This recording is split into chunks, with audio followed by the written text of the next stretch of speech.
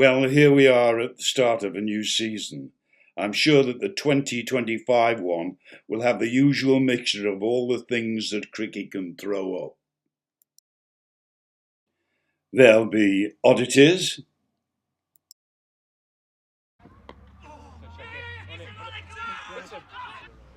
and there'll sadly be injuries, collisions, solitary moments, stunned silences,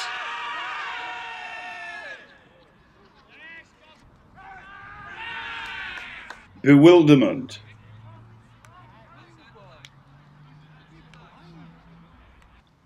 frustrations. What on earth was I doing episodes?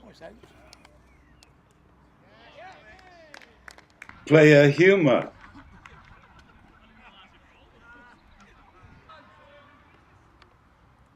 Bowler despair. Theatrical appeals. Might have beens. Dynamic sub-pros. Run-out sub-pros.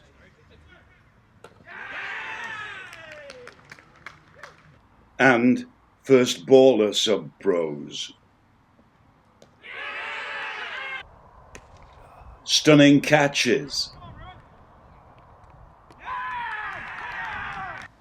How did he do that catches? I was there moments.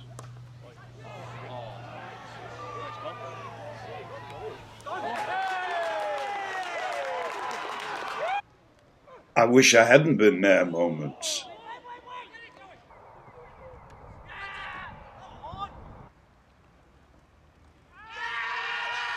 Controlling or not controlling reactions and getting told off about it.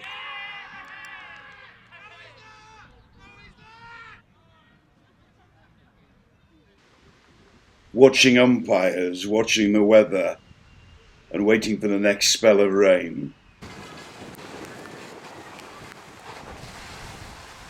And sometimes just pure farce.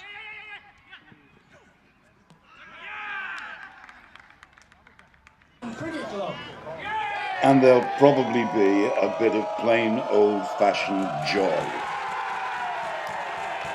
The question is, who's going to be jumping for joy at the end of the 2025 season?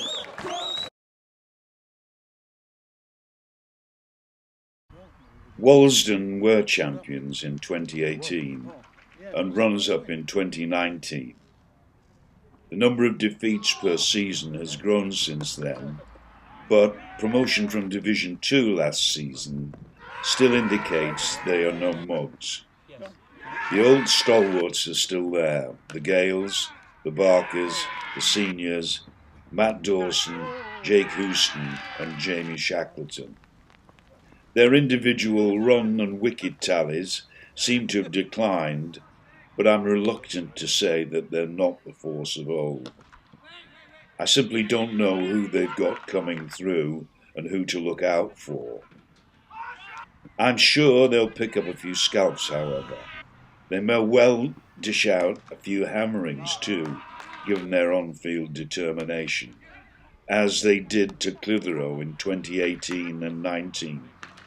I still shudder thinking about some of them.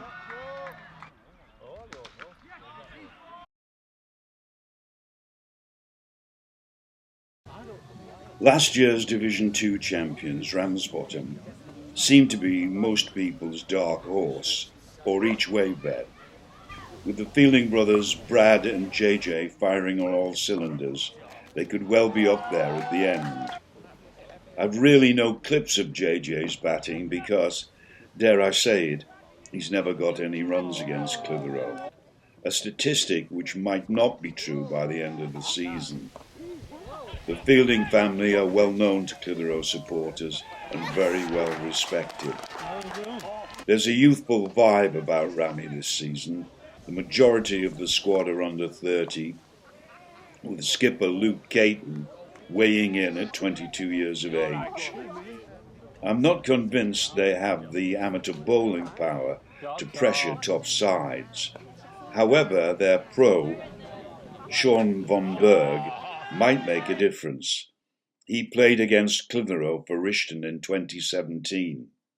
He scored 68, took 3 wickets, including our pro, bowling medium pace to begin with, then leggers, had a back spasm that stopped the game for 10 minutes, and then made it perfectly clear that he didn't agree with the umpire's decision when given out.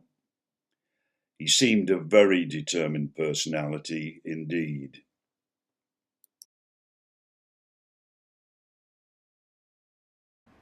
Middleton finished 8th in the league in 2024, but didn't seem to be in much danger of going down to Division 2. The reason for this seems to be that they tended to beat their lower half of the table opponents reasonably comfortably, with everybody chipping in. They picked up hardly any points against the top half of the table.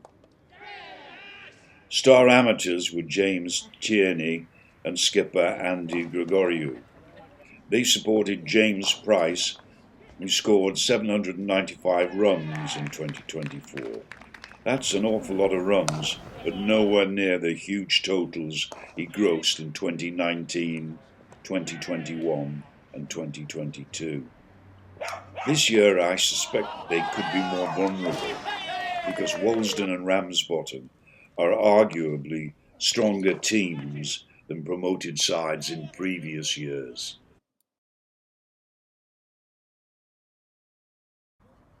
Hazling ended last season 10 points above the drop, winning 5 games. They had 5 no results, including the last 3 fixtures. I think of them as a little bit of an unlucky side, but this coming season, as their captain Matt Griffin has said, will be very tough indeed. Despite the signing of Neil Brand as pro, they will miss the runs, wickets and general experience of Gary Sudworth and Simon Newbit. All the rest of the team can chip in, but stats-wise, there doesn't look to be any standout amateurs. None of them got more than 308 runs last year, and no one got near Gary Sudworth's 45 wickets. But we'll have to wait and see.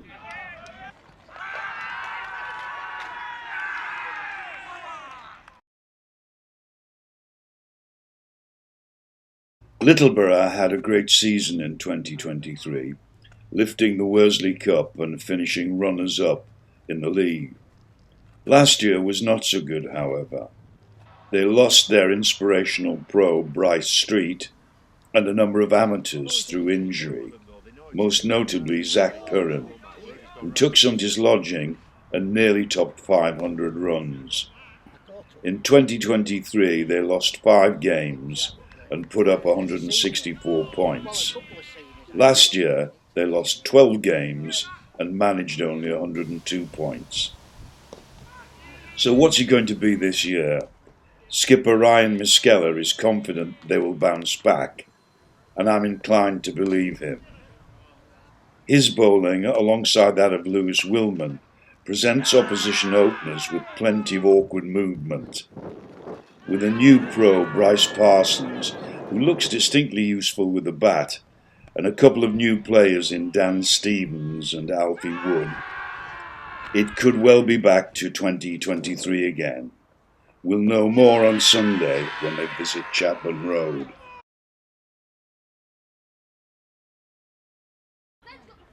I didn't see much of Rochdale last year, but they still remain a side that's difficult to categorise. Last year they were mid-table or top of the bottom half of the table. They have moved up steadily in recent years. This year's target is to push for Lancashire knockout competition status, which they had the distinction of winning in 1994. Their paid man, the New Zealander Henry Cooper, looks to have plenty of runs in him, but wickets I'm not so sure about. Stephen Oddie doesn't seem to turn out so often as he did, and the bulk of Rochdale's wickets come instead from skipper Oliver Makin and Michael Harling. I would think that Rochdale will be in a similar position in 2025 as last year and will be round about mid-table.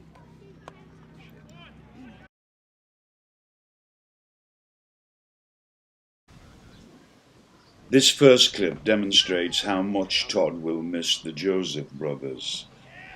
With their help, Todd have threatened to pick up a trophy in recent years, but annoyingly, from their point of view, they tend to fall away when it gets serious. This year, the addition of Jack Edgar and the retention of pro Ed Moore, this might not be the case. Without Darius and Daniel Joseph, however, it will be a tough ask. The Sutcliffes and the Priestleys will still be there, and they will make, I've no doubt, major contributions as the season unfolds. But will they be enough to get the champagne corks popping? I doubt it. At best, I think there will be a solid each-way bet.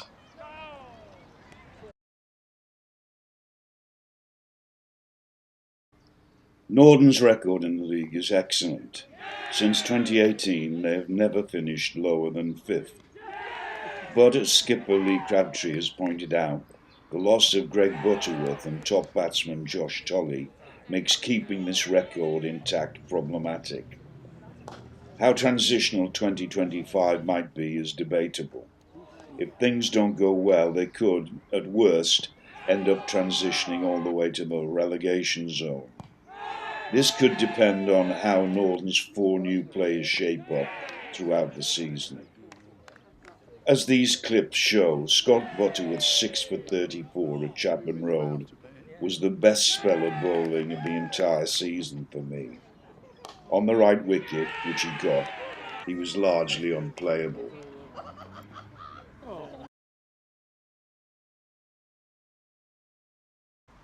Clitheroe, like Haslington and Norton, have a few gaps potentially to fill this coming season. There's no more Tom Lord or Will Purser, and possibly 1 or 2 others. Thankfully, we can depend on a number of both young and old stalwarts, like Ali Ross, who had a great season last year with bat, ball and in the field, but also new skipper Charlie Dewhurst, Sam Holstead, Marcus Sharp, Eli Smith and Peter Dibb. A new wave of youngsters is emerging, led by Lucas Murphy, Kobe Campbell and Oliver Butterworth, but there are others waiting in the second team as well. With these players and Sam Mulligan returning to Clitheroe, they should be able to hold their own in the top half of the table. But I think they'll do well to win anything, because the bowling looks at best steady, and selection is probably still going to be bedeviled by variable availability.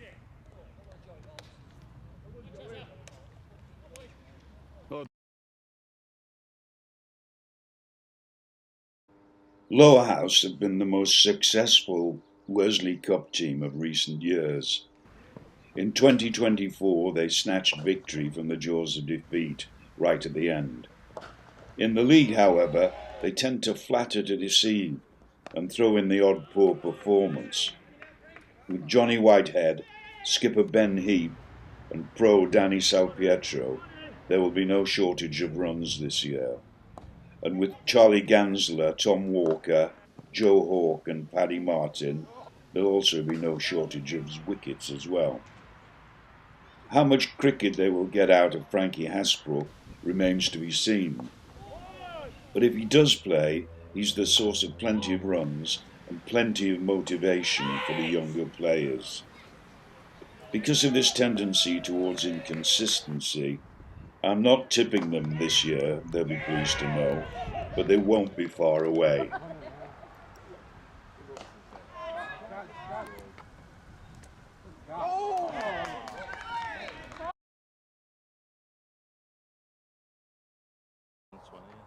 Darwin were runners-up last year, to no one's great surprise. They have proved to be the most successful of the teams that came into the Lancashire League, in the 2017-18 seasons. Their strength seems to be all-round ability and depth. They all seem to make major contributions with the bat, and you never seem to be through them. The bulk of the runs come from Scott and Mark Friend, Rhys Davies, and any one of a number of excellent, largely batting pros they've had recently. The bowling lineup is equally consistent and persistent. Rhys Davies, Cameron Anwar and David Bowden doing the bulk of it, but others chip in. Last season the Darwin wicket was decidedly variable, and they had the bowling lineup to exploit it. They have got to be close again. This season's pro, Rishab Tiwari, I'm sure will make major contributions with bat and ball. But he has a major weakness, a debilitating pre-knock workout. Some games might have to be extended to allow for it.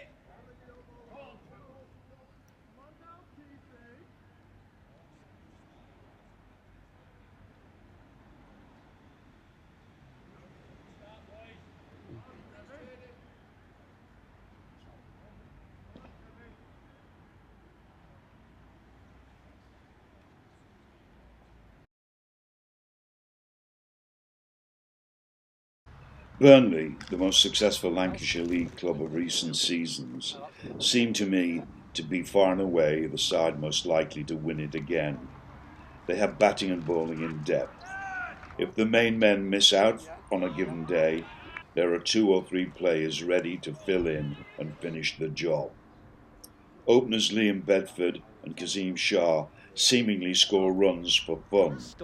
Pro Ockett Erasmus holds the side together, while others make often cameo performances, like skipper Chris Burton, whom Clitheroe can't stop from picking up endless singles at will. But it's bowling, as they say, that wins games, and there don't seem to be any weaknesses there either. Erasmus and Bharat Tripathi do most of the damage, but Fergus Bailey and Harry Snowden in different ways can be lethal. Tom Lawson and Adam Hodge and anyone else can do a job on the day. They are difficult to oppose, and on top of all this, they have the best availability of players in the league. They're all major contributors, and they don't miss many games.